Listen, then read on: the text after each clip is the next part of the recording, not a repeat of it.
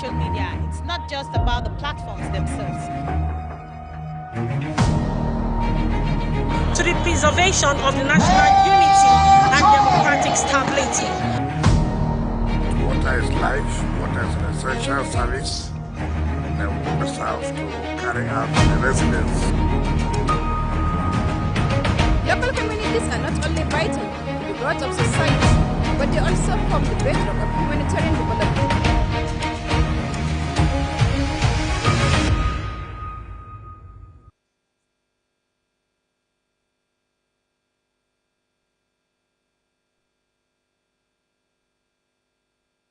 Hello and welcome to The Reporter, a news and current affairs program that goes beyond the headlines, bringing reporters from the field to give first-hand accounts and in-depth analysis of unfolding issues, correspondent perspectives, ensuring balanced, credible, and comprehensive storytelling. Welcome once again. I am Anieti Patrick. On this edition of the program, Justice Salim Ibrahim of the Federal High Court in Abuja has reserved judgment on Kabiru Turaki-led Interim National Working Committee of the People's Democratic Party in the suit seeking recognition of the committee. Justice Salim Ibrahim reserved the ruling after listening to all parties in Abuja. Our correspondent Ubong Usoro tells us more. The leadership crisis within the People's Democratic Party returned to the Federal High Court in Abuja, with both factions represented in court, including Kabiru Turaki and Senator Samuel Anyanwu. The suit filed by the PDP's Board of Trustees, led by former Senate President Adolphus Wabara, directing the Independent National Electoral Commission (INEC) to recognize Kabiru Turaki-led Interim National Working Committee and update its record ahead of preparations for the 2027 general elections. After hearing submissions from all parties, Justice Salim Ibrahim confirmed that the filings and exchange of all court processes have been concluded and reserved the matter for judgment. The court said a date for judgment would be communicated to all parties. Following the proceedings, counsel to all parties confirmed that all pending court processes have been filed and exchanged. The court also ruled that all pending applications, including those filed by interested parties seeking to join the suit, would be determined alongside the substantive matter. None of the parties addressed journalists after the proceedings. Ubong Usoro, Global TV News.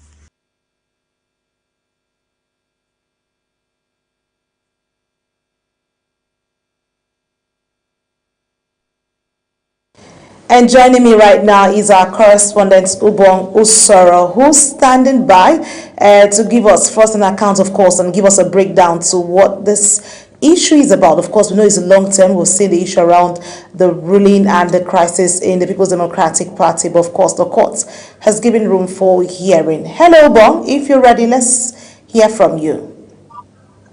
Yeah, I can hear you. A very good evening to you, Anieti.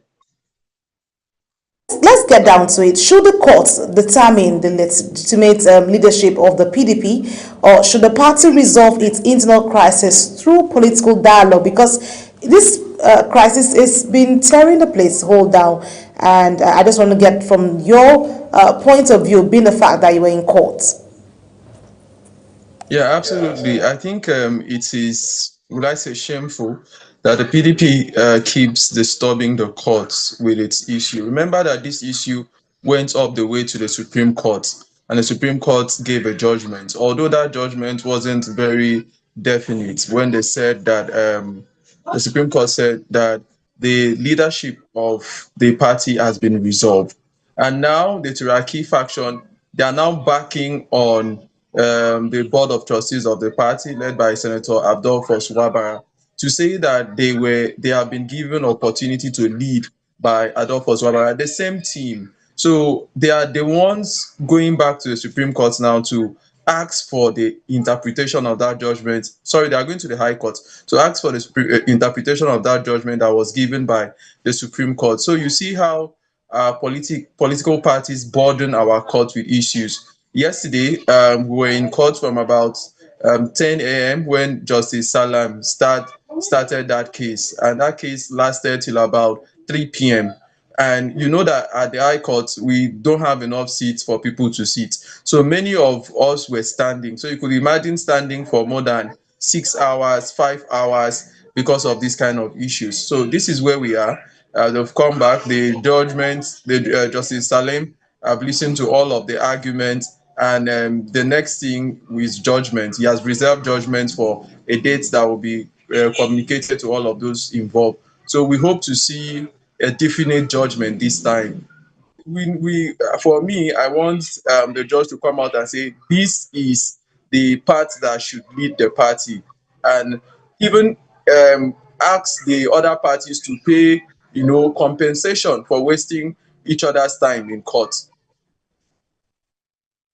You see from this perspective. But let's look at how could this, or how do you see this prolonged leadership tussle within the PDP affecting its preparations and competitiveness ahead of 2027 general election? Because this used to be, let me use that context, Nigeria's most formidable opposition party. But with this leadership crisis, is looking like it's going to affect its preparations and competitiveness with other parties ahead of 2027 general elections. Absolutely. Thank you. I love the choice of words you use. You say it used to be one of the very prominent opposition party, because the PDP has lost 2027. There's no mainstream of words. There's nothing the PDP can achieve in 2027, at least at the presidential level. The best they can do is to maybe win a few governorship, if they will be able to win, and maybe House of Representatives and local government in some places. But for presidency, because who is the presidential candidate of the PDP? The two factions have produced candidates. One says Goodluck Jonathan. Jonathan has not even come out to say anything, right? And we are just a few months. That's the Turaki faction. The other faction says Senator Sunday Ono. Senator Sunday Ono is somebody I respect so much. But when you look at him at the national level, I don't think he will even come maybe third in that election, in the 2027 election, because of the mobilization and the crisis that has befallen the party. So for me, as far as 2027 is concerned, the PDP should forget that election. In fact, presenting a candidate is just a mere formality, because they should try to put its house in order. Yesterday, I saw some things that was actually good. So I saw calling calling Senator, the other secretary of the Abdurrahman, Senator Anyanwu, calling him His Excellency, and they joked about it. So if the two leaders can joke when they meet in court, why not sit down, resolve the issue? Right. I like the fact that you said you're trying to give your deal of what it looks like for them at that level. But of course, we know the INEC is usually the one who recognizes the party, or the flag bearer of the party for presidential election. Just like you mentioned, should the INEC wait right now, from what we see, for final court judgment before recognizing the PDP leadership, or should it just act based on the party's internal decision? Because of all party affairs should stay with party affairs. If they really wanted this resolve the strife, I think come to a round table. Yeah, absolutely. INEC has already recognized one faction, and they are in court now. The Turaki faction is in court, asking that the INEC should recognize him. So the leadership of the PDP is not in vacuum. Abdurrahman Mohammed has been recognized as the leader of the PDP, as the national leader, and Senator Samuel Anyanwu as the national secretary. So that is the faction that is recognized by INEC. So Turaki is asking that INEC should recognize him. Sorry for your time. Like you always do, you keep tracks on this, and let's see how this pans out in the long run as we prepare as a nation towards 2027 general election. Thank you so much for your time with me on The Reporter. Absolutely. Thank you for having me. So let's turn our focus and look at what's happening around state policing and security matters, as President Bola Tinubu has taken another major step towards the establishment of state police with the inauguration of Presidential Working Group to draft the National Policing Bill. The proposed legislation is expected to provide the legal framework for implementing a dual policing system across the country, following the National Assembly's passage of the Constitution Alteration State Police Bill 2026. Kikelomo Okere has the rest of the story.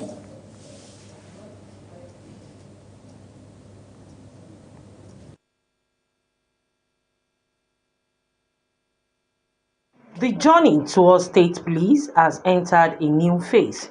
President Bola Ahmed Tinubu, represented by his Chief of Staff, Femi Gbajabiamila, inaugurated the Presidential Working Group at the Presidential Villa, Abuja, with a mandate to produce a comprehensive national policing bill.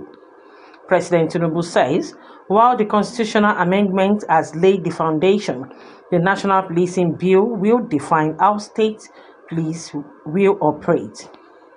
He says the legislation must address minimum policing standards, state readiness, federal-state collaboration, accountability, funding arrangement, and safeguarding and safeguards for the protection of human rights.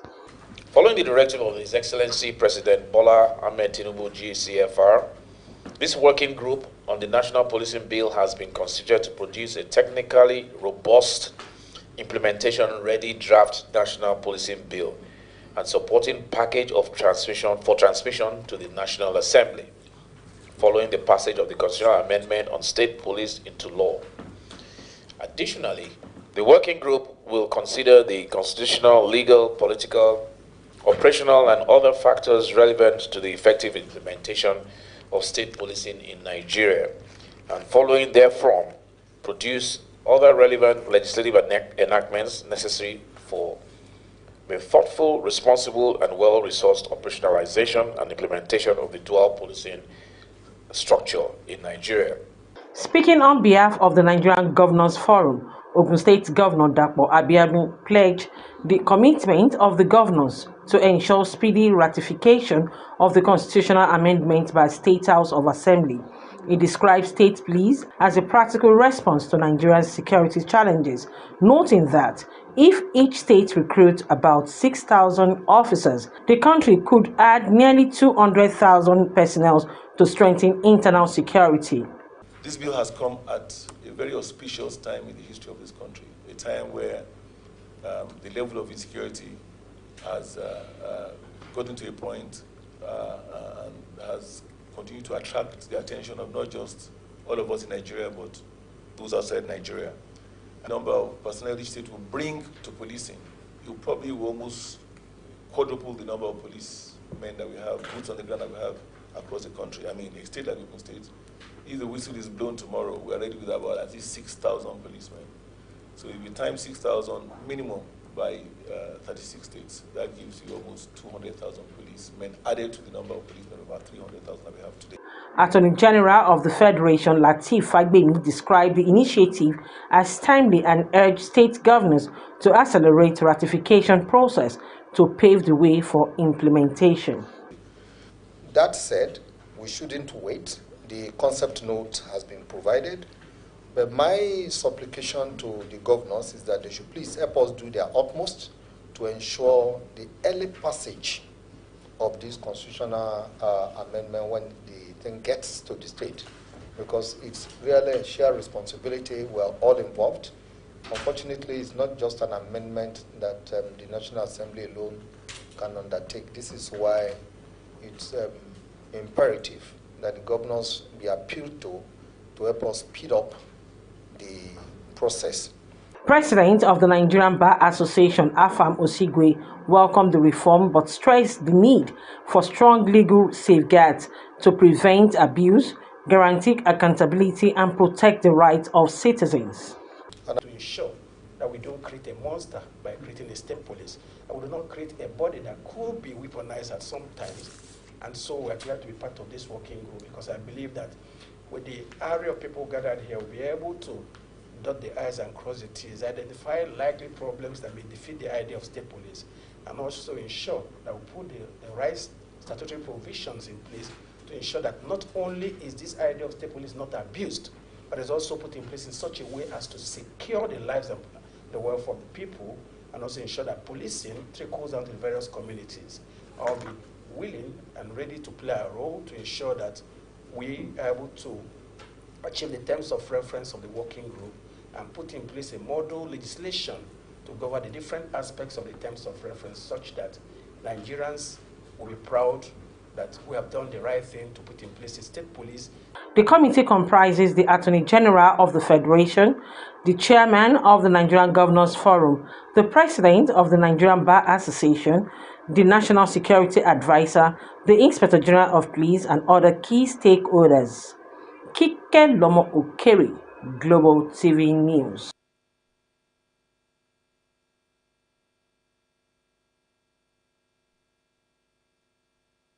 Well, still talking about issues around security and also reforms around the federal government. Here, the federal government has reaffirmed its commitment to tackling illicit drug use and dismantling drug trafficking networks as stakeholders converge in Abuja to develop a coordinated national response to Nigeria's growing substance abuse challenge.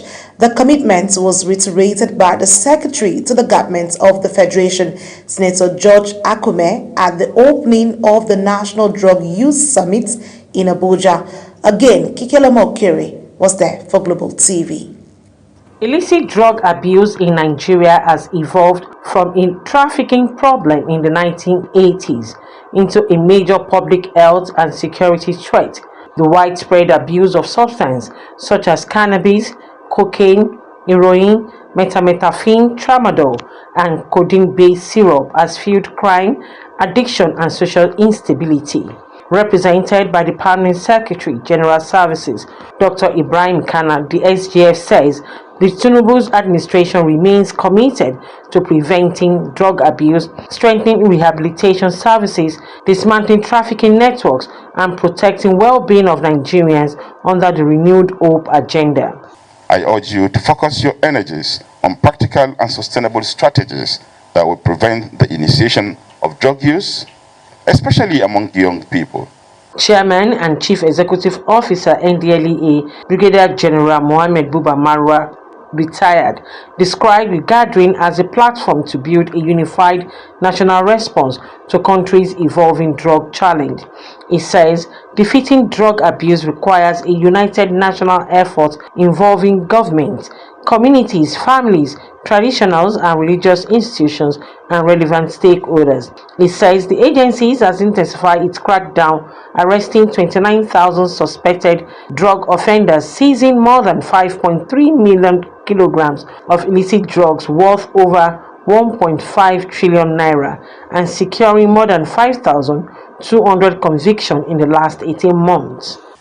This summit is therefore both timely and necessary. It aligns with the global call to confront persistent drug challenges with innovative, collaborative responses, and it offers us a unique opportunity to build consensus around a coordinated national action plan. In his keynote address, the Minister of Health and Social Welfare, Mohammed Ali Pati, represented by the Director of Food and Drug Services, Olufowobi Adeola, reaffirmed the federal government's commitment to a public health-driven response through prevention, treatment, and mental health support. That will lead demand, reduction, and treatment. Arrest alone will not solve addiction. Treatment and rehabilitation will do that. Speaking for the United Nations Office on Drug and Crime, Alkali Idoma Ibanga called for stronger partnership, sustainable funding, and evidence-based intervention to curb drug abuse and trafficking. The summit, therefore, is more than convening. It's a moment to align. It's a moment to reaffirm our shared commitment to the National Drug Control Master Plan. With rising drug abuse posing a growing threat to national security, public health and economic productivity, stakeholders says the success of the National Drug Use Summit will depend on translating commitment into coordinated action. The summit is expected to produce a comprehensive national roadmap to strengthen prevention, enforcement, treatment, and rehabilitation in the fight against illicit drug. Kike Lomo Okeri, Global TV News. And of course, we have Kike Lomo Okeri standing by to bring us up to speed with the issue of the state policing. And of course, we'll move down to the issue around drugs. Kike, it's good to have you join me on the reporter today.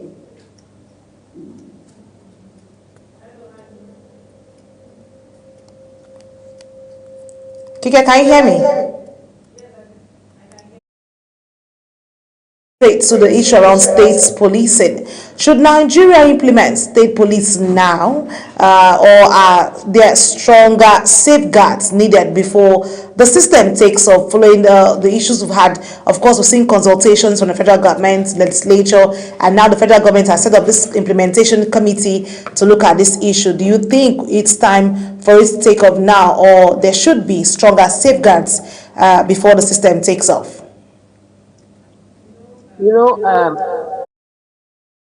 Annie, this state policing has been lingering for a very long time.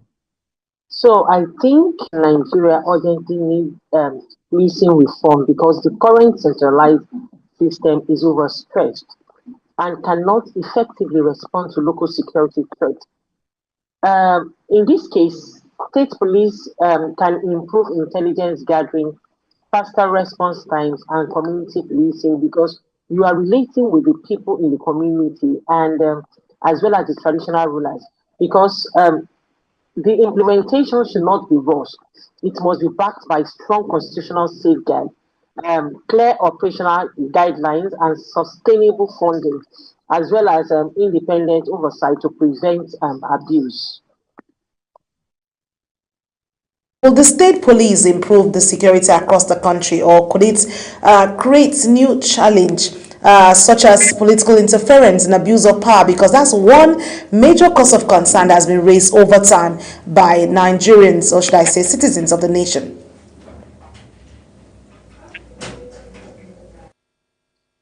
Actually, state policing has the potential to significantly improve security by bringing law enforcement closer to the people and making policing more responsive to local realities. But without adequate safeguarding, it could become vulnerable to political manipulation, especially right now that we are entering political era.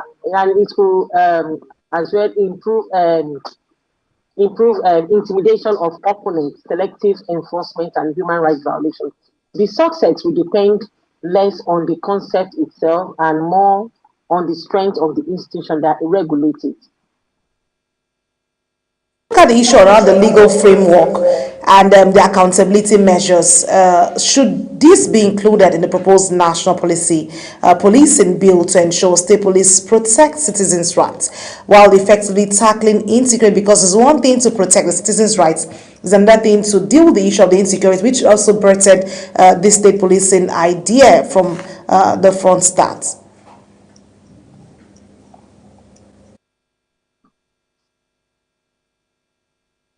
Actually, the national policing bill should establish clear limits on the power of state policing and should create strong checks and balance. It should guarantee operational independence from governors, establish independent police service commission and civil and civilian oversight bodies, which will provide transparent recruitment and promotion process, and as well as mandate strict adherence to human rights standards. To look at the issue around the drug abuse, because you were there at the summit today on the national drug event that unfolded today. With drug abuse rising across Nigeria at the current prevention and rehabilitation efforts, we've seen that this is coming to play, but are there current prevention, rehabilitation and enforcement efforts enough to reverse the trend? Because we've seen this taking a toll on the younger ones across.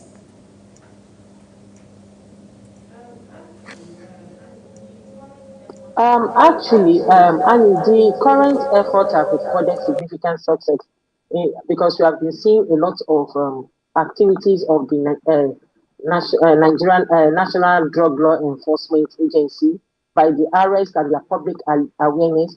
You know, drug abuse is driven mainly by unemployment, poverty, mental health challenge, and peer pressure.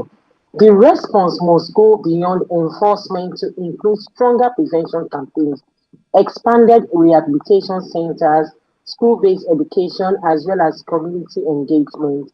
And this will sustain the support of recovering addicts. We've always had issue around implementation, and now we have a summit from this. Can the resolutions from the National Drug Use Summit translate into measurable action against drug trafficking and addiction, or will implementation remain the biggest challenge, as we always have when we have summits like this? You have, of course, you have words put together, but implementation in most cases seems to be a challenge. Would that be the biggest challenge? Yes, I can hear you. Hello, Annie, can you hear me? Can you hear me? Okay. The summit resolution can make a real impact if they move beyond declaration to create concrete action. The success will depend on sustained political will, adequate funding, stronger interagency collaboration, interagency-driven enforcement, as well as measurable targets. Government must ensure that commitments are backed by timelines, regular monitoring, and accountability. The true test of the summit will not be the quality of the resolution, but the consistency of their implementation and their ability to reduce drug trafficking, expand rehabilitation, and prevent new cases of addiction. With you on these issues around drug trafficking and also addiction, because abuse become a thing that needs quick response. And of course, to state policing, we look forward to seeing more engagements play out for tackling insecurity. Thank you so much for your time with me on The Reporter today. All right, so that brings us to the size of the program, The Reporter. Thank you for watching and staying put with us till the end of the program. Here's a quick reminder that Global TV is on DSTV channel 365, StarTimes channel 276, and as well as on Free TV. You can find us there. To stay connected always, kindly follow us across all socials using @Global TV NG. I am Anieti Patrick. Thank you for watching.